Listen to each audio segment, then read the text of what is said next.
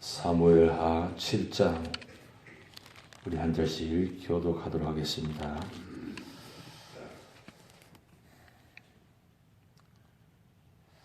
여호와께서 주위의 모든 원수를 무찌르사 왕으로 궁에 평안히 살게 하신 때에 왕이 선지자 나단에게 이르되 볼지어다 나는 백향목 궁에 살거늘 하나님의 귀는 휘장 가운데 있도다. 나단이 왕께 하르되 여호와께서 왕과 함께 계시니 마음에 있는 모든 것을 행하소서 하니라. 그 밤에 여호와의 말씀이 나단에게 임하여 이르시되 가서 내 종 다윗에게 말하기를 여호와께서 이와 같이 말씀하시되 내가 나를 위하여 내가 살 집을 건축하겠느냐.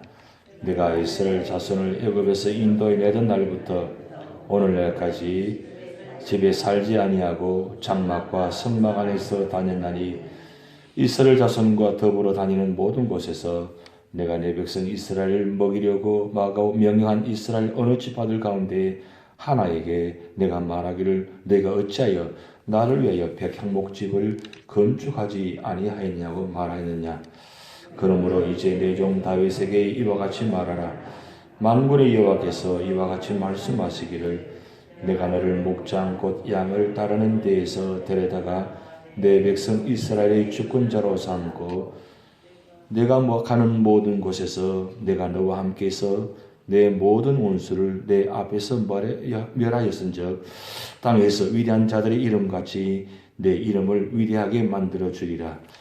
내가 또 내 백성 이스라엘 위하여 한 곳을 정하여 그를 심고 그를 거주하게 하고 다시 옮기지 못하게 하며 악한 종류로 전과 같이 그들을 해하지 못하게 하여 전에 네가 사사에게 명령하여 내 백성 이스라엘을 다스리는 때에 때와 같지 아니하게 하고 너를 모든 원수에게서 벗어나 편히 쉬게 하리라. 여호와가 또 내게 이르노니 여호와가 너를 위하여 집을 짓고 내 수 안에 차서 내 조상들과 함께 누울 때에 내가 내 몸에서 날 내 실을 내 뒤에 세워 그의 나라를 견고하게 하리라. 그런 내 이름을 위하여 집을 건축할 것이요 나는 그의 나라 왕위를 영원히 견고하게 하리라. 나는 그에게 아버지가 되고 그런 내게 아들이 되리니 그가 만일 죄를 범하면 내가 사람의 매와 인생의 채찍으로 징계하려니와 내가 내 앞에서 물러나게 한 사울에게서 내 은총을 빼앗은 것처럼 그에게서 빼앗는 자는 아니라 하리라. 내 집과 내 나라가 내 앞에서 영원히 보존되고 내 왕위가 영원히 견고하리라 하셨다라. 나단이 이 모든 말씀과 이 모든 계시대로 다윗에게 말하니라. 다윗 왕이 여호와 앞에 엎드려가 앉아서 이르되 주 여호와여 나는 누구이며 내 집은 무엇이기에 나를 여기까지 이르게 하셨나이까. 주 여호와여 주께서 이것을 오히려 적게 여기시고 또 종의 집에 있을 먼 장래일까지도 말씀하셨나이다. 주 여호와여 이것이 사람의 법이니이다. 주 여호와는 주의 종을 아시오니 다윗이 다시 주께 말씀을 하오리이까. 주의 말씀으로 말미암아 주의 뜻대로 이 모든 큰 일을 행하사 주의 종에게 알게 하셨나이다. 그런즉 주 여호와여 이름으로 주는 위대하시니 이는 우리 귀로 들은 대로는 주와 같은 이가 없고 주 외에는 신이 없음이니이다.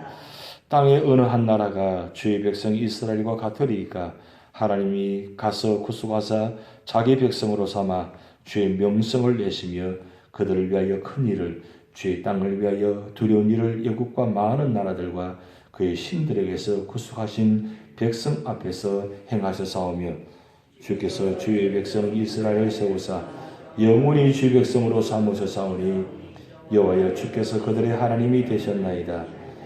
여호와여 하나님이여 이제 주의 종과 주의 종의 집에 대하여 말씀하신 것을 영원히 세우셨사오며 말씀하신 대로 행하사 사람이 영원히 주 이름을 크게 높여 이르기를 만군의 여호와는 이스라엘의 하나님이라 하게 하옵시며 주의 종 다윗의 집이 주 앞에 견고하게 하옵소서.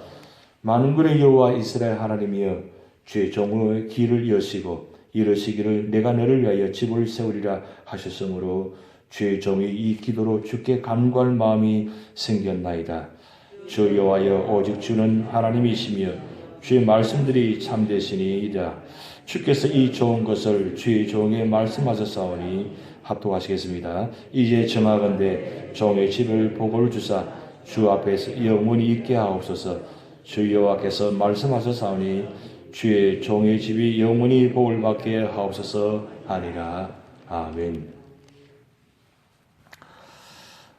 오늘 여러분 사무엘하 7장은 여러분 삶 속에 살아가시면서 하루에 꼭 한 번씩은 읽어야 될 본문입니다. 왜냐하면 다윗 전생애를 하나님께서 사도행전 13장 22절에 딱 한 절로 표현하기를 내 마음에 맞은 자라 이렇게 표현해 놓았는데 왜 하나님께서 다윗을 내 마음에 맞은 자라 합한 자라 하셨는가를 오늘 사무엘하 7장에 이 장면이 기록된 장면입니다. 다윗은 언제나 어디서나 무엇을 하든지 어떻게 하면 하나님께서 기뻐하실까? 이거 한 가지만 생각하는 사람입니다. 그래서 그가 사울을 통해서 10년 동안이나 도망자의 삶을 살면서 언제나 그의 초점은 늘 하나님께 있었고 원망의 자리에 불평의 자리에 고통의 자리에 있음에도 불구하고 다윗은 원망하지 아니하고 불평하지 아니하고 오히려 동굴의 자리에서 사막의 자리에서 할 수만 있으면 내 마음이 주께 향하고 내 마음이 주님만 바라보며 그리고 내 마음이 주님만 의지하며 그리고 어떻게 하면 하나님께서 기뻐하실 것인가 이것만 생각하는 사람입니다. 그러기에 하나님은 구약에다 정리하지 아니하시고 신약에다가 정리를 하게 하셨습니다. 그 뜻은 구약에서 나타나면 결론이 아니라는 사실이죠. 자기 입술로 나타나기보다는 주위 사람들이 그 듣고 하나님께서 이와 같은 사람을 이렇게 축복할 수밖에 없는 이유가 무엇인가를 깨닫게 하고 그리고 그 사실들을 통해서 모든 사람들을 알게 하시려고 사도행전에다가 기록해 놓았다는 사실입니다. 오늘 여러분 7장 1절 말씀 보시면 이렇게 기록되어 있습니다. 여호와께서 주위의 모든 원수를 무찌르사 왕으로 궁에 평안히 살게 하신 때에 이렇게 기록되어 있습니다. 무슨 말씀입니까? 하나님께서 다윗의 모든 원수들을 무찌르게 하시고 그리고 왕으로 세운 것도 그리고 궁에 평안히 살게 하신 것도 다윗이 한 것이 아니고 하나님께서 하셨다는 뜻입니다. 그러면 일반적으로 어떻습니까? 좀 모든 걱정, 근심, 염려 다 없어지고 좀 뭔가 가정적으로 되어지고 그리고 평안해지면 보통 일반적으로 사람은 마음은 그렇습니다. 좀 나태해지고 신앙적으로도 해해지고 좀 그렇게 열심히 하다가도 좀 그럴 만한 때가 되면 기도의 자리, 예배 자리에 안 계십니다. 막 갈급할 때는 절박할 때는 어떻습니까? 기도의 자리, 예배 자리 열심히 나옵니다. 그런데 좀 평안해지고 좀 있을만하고 좀 되어질만 하면 사람의 마음은 그렇게 연약해질 수밖에 없습니다. 누구든지 그런 마음입니다. 다윗도 마찬가지입니다. 그 10년간의 도망자의 삶을 살게 되고 그리고 7년 6개월 동안 유다 왕으로 세움받게 하고 그 다음 이제 이스라엘 왕까지 그래서 통일 왕국이 되어가지고 누가 봐도 다윗이 이만하면 참 좋다. 이제 다윗 군까지 세웠으니까 얼마나 좋습니까? 그렇게 기가 막힌 그때에 다윗의 마음을 한번 보시기 바랍니다. 웬만해서는 그렇게 생각하기 힘든데 오늘 2절 말씀에 정말 감동스러운 마음이 나옵니다. 2절 말씀 같이 한번 읽어보시겠습니다. 왕이 선지자 나단에게 이르되 볼지어다 나는 백방욕 궁에 살거늘 하나님에게는 휘장 가운데 있도다. 야, 여기 보세요. 나는 백향목 궁에 살거늘 하나님에게는 휘장 가운데 있도다. 이 다윗성이 얼마나 기가 막힌 잘 지었는지 정말 누가 봐도 너무너무 아름답게 잘 지었습니다. 그런데 그 다윗성 안에 지금 하나님 궤가 있는데 정말 이 다윗성과 하나님 궤는 보기에는 비교가 안 됩니다. 다윗성은 너무너무 기가 막히게 잘 지었습니다. 근데 하나님의 궤는 나무로 만드는 그런 보기에 초라한 모습의 궤가 모셔져 있습니다. 그런데 다윗이 이 하나님의 궤를 보면서 늘 마음이 불편합니다. 왜 불편합니까? 내 집은 이렇게 기가 막히게 잘 살고 있는데 하나님 모신 곳이 너무 초라해 보이거든요.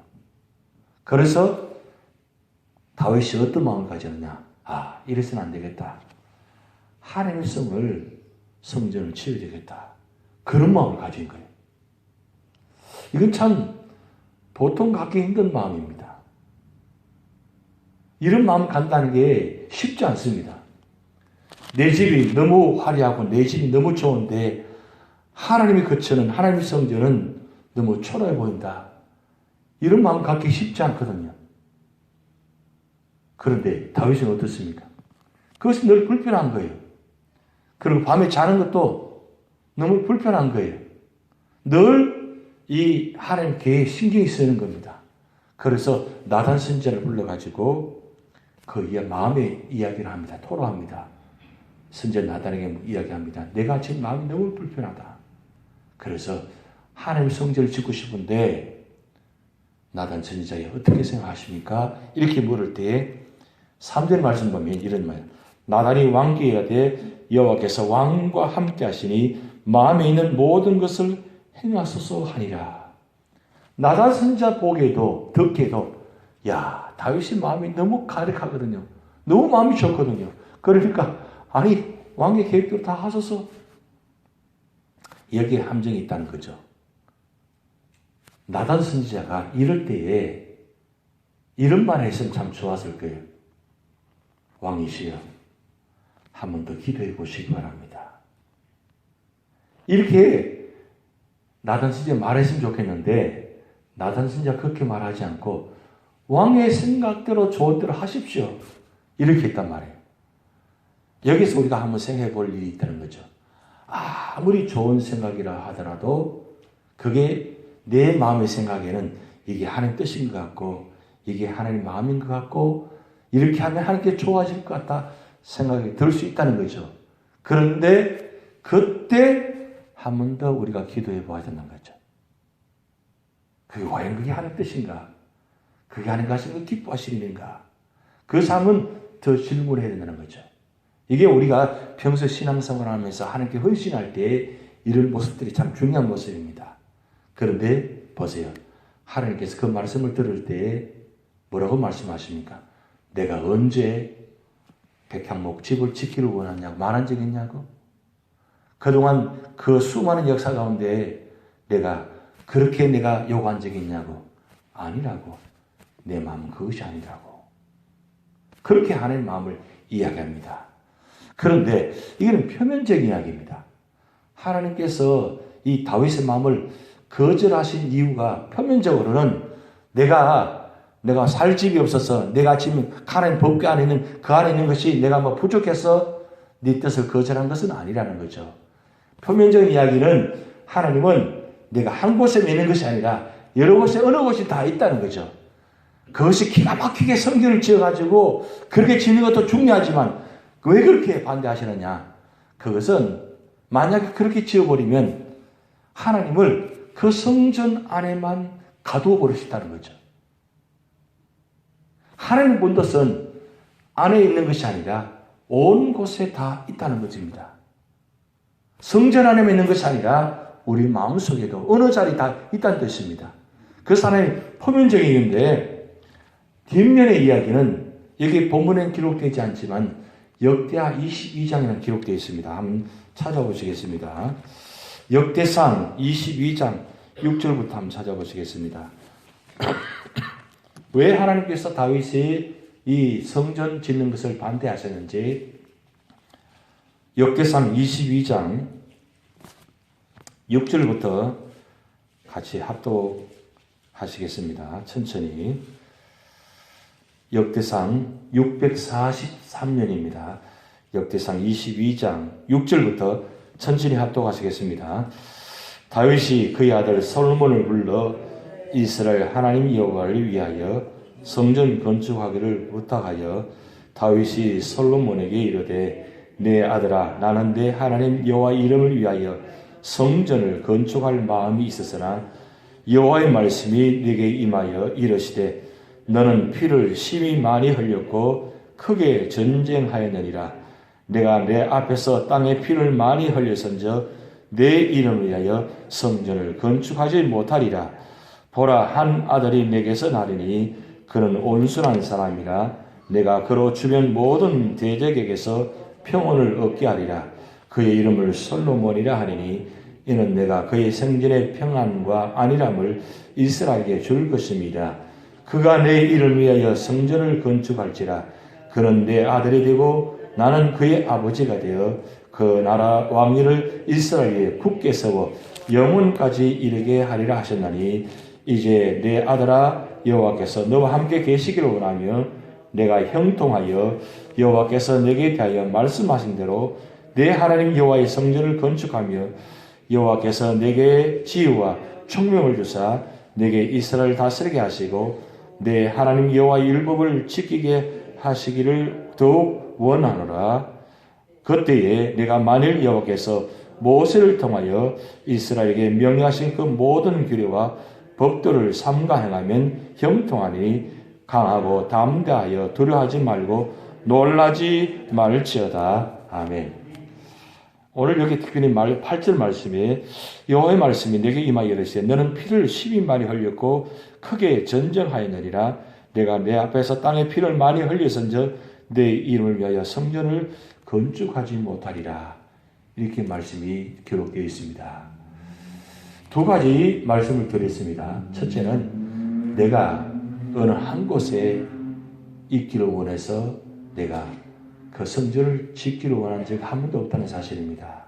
그것이 표면적인 이유고, 두 번째 이유는 너는 피를 많이 흘렸기 때문에 성전을 지을 수 없다는 이야기입니다. 보세요. 다윗의 마음은 어떻게 하면 하나님을 기쁘시게 할까? 그 마음의 소원, 그 하나님은 받지 않으셨습니다. 받지 않으시고 아들에게 이것을 물려주게 만들었습니다. 그래서 솔로몬이 성전을 정말 아름답게 잘 지었습니다. 여기서 우리가 중요한 것은 우리가 하나님의 뜻을 기쁘시게 하는 뜻들이 다 내 뜻이 그것이 아무리 하나님 보시기 좋은다 할지라도 하나님 뜻에 맞지 않을 때는 하나님 때로는 거절하신다는 거죠. 우리가 로마서 12장 2절 말씀에 하나님이 선하시고 기뻐하시고 온전한 뜻이 무엇인지 날마다 분별하라. 이 말씀을 우리 날마다 기억해야 될 줄 믿습니다. 우리 기도하는 제목들이 때로는 응답되어질 때가 있고 응답되지 않을 때가 있습니다. 과연 그것이 하나님 마음이 합한 것인지 하나님 뜻이 맞는 것인지를 우리가 기도할 때 한번 생각해 보아야 된다는 사실입니다. 내가 아무리 하나님께 드린다 할지라도 때로는 그것이 받지 않을 수도 있습니다. 때로는 내가 부족하지만 드린 것이 없다 할지라도 그것이 물질이 아니라 때로는 몸을 바치기 원하실 때도 있습니다. 그렇다면 하나님 뜻이 무엇인가를 우리가 바랄 때 그것이 하나님께 합당한 것인지 아니면 거절하실 때든지 중요한 것은 우리 마음이 어디를 향하느냐 이게 중요한 거죠. 비록 하나님께서 다윗의 이 기쁘신 뜻을 거절했지만 사실은 거절한 것은 아니죠.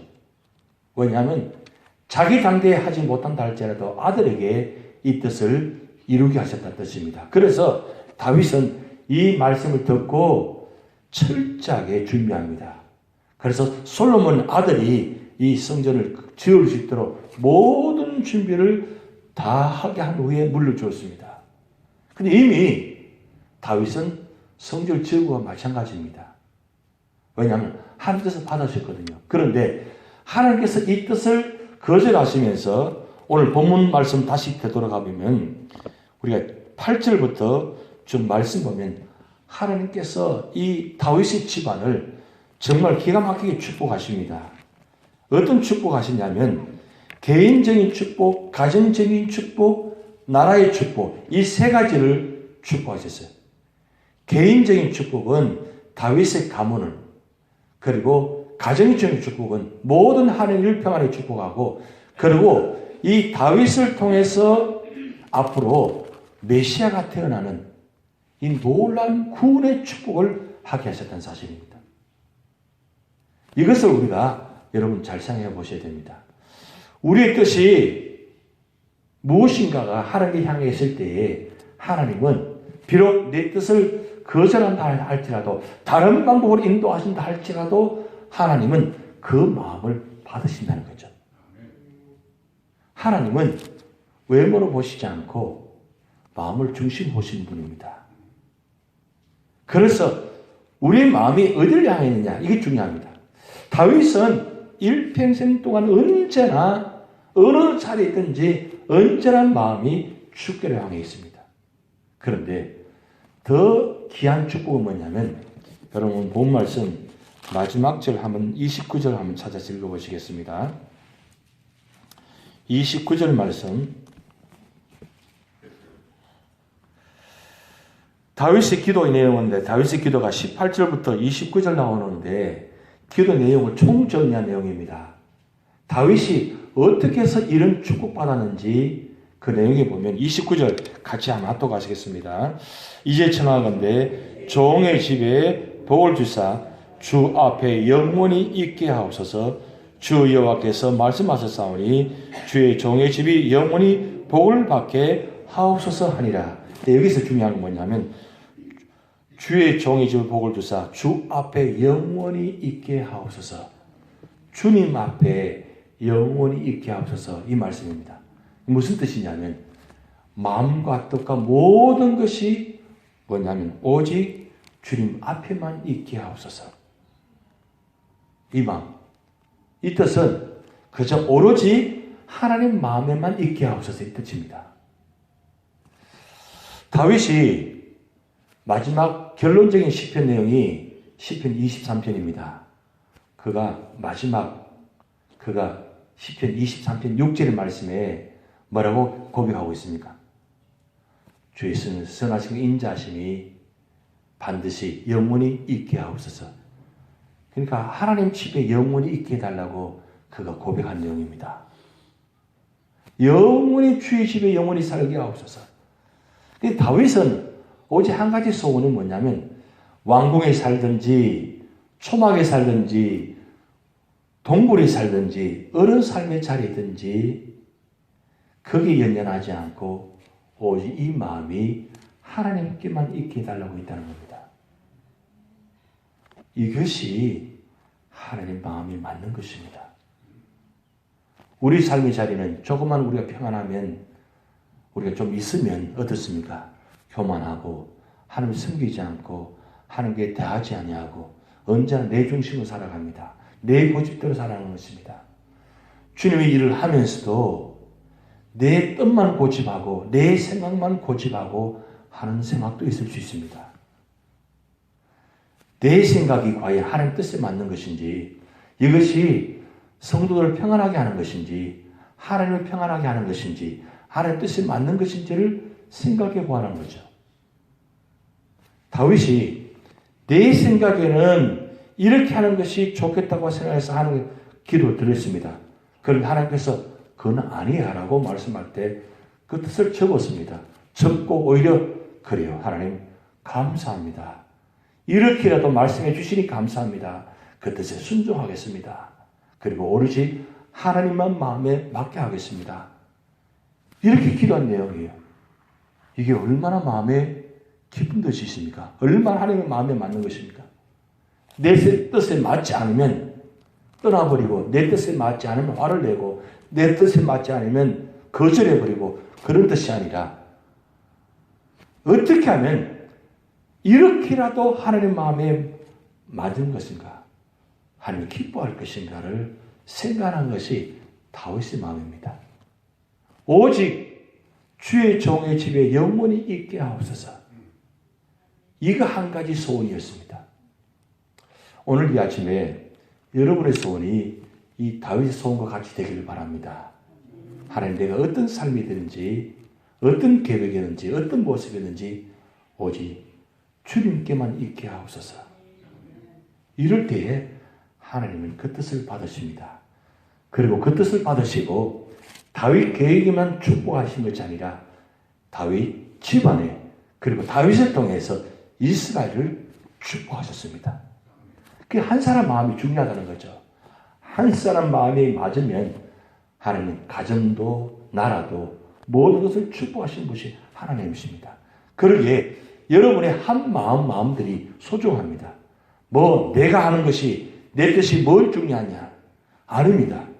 여러분의 마음의 뜻이, 한 분 한 분의 마음 뜻이 그만큼 소중하다는 뜻입니다.